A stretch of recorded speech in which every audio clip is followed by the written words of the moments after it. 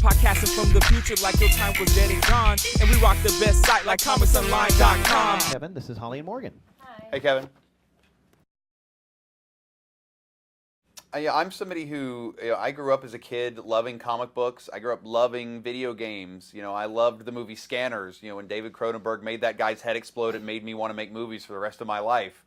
It just so spoke to me and still speaks to me about the things that I loved as a kid and the things that I still cherish as an adult. And I think that to kind of show people what this experience is truly like, that it's not what they think, that there is so much more to Comic-Con, I think is really, it was important to me, and I think the film came out really beautifully. Awesome. So a question for both of you. There's a ton of things I love about Comic-Con. One of the things I love most is that it's kind of like how, I think it was Kevin Smith that said it was like the Geek New Year. It's like we plan for this all year long. We make sure that like the hotels are booked, everything's ready, we're ready to go. And it's kind of like when we sort of come into ourselves and realize we're a big community, we're all friends, we're all having fun, this is what life is about sort of thing. So it's kind of just like an all-encompassing love about it. It's just an amazing experience. And Morgan, really the same question for you. What do I love most about Comic-Con? I love the fans. I love the people. I love the people who like wearing costumes. I love the people who come there. I love the people who invent their own characters in costumes. Like they make up their own superheroes.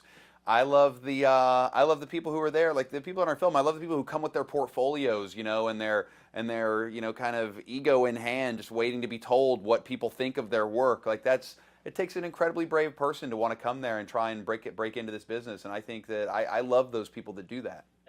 Holly, what are you working on next?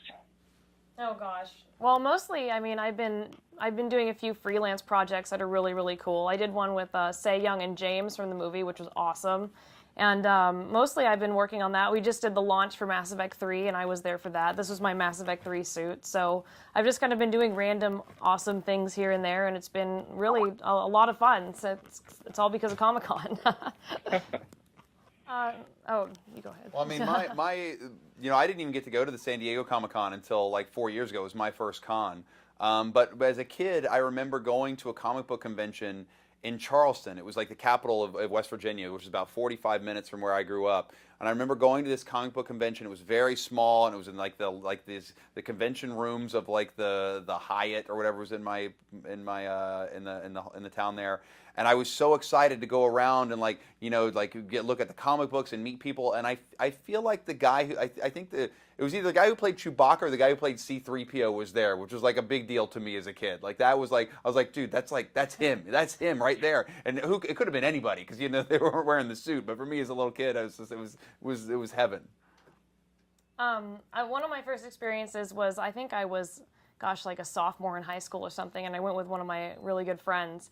And I was just so stoked to see someone in like an official costume from Hellboy. And it was like the crazy like a Cronin clockwork Nazi guy, and we took a picture with him. And I was like, oh, this is the real costume. And that was the first time I'd seen props up close. So it was awesome. That really inspired me, getting to see him up close for the first time.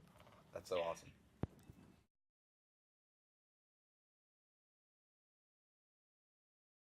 Thank you very much. Take care. Thank you.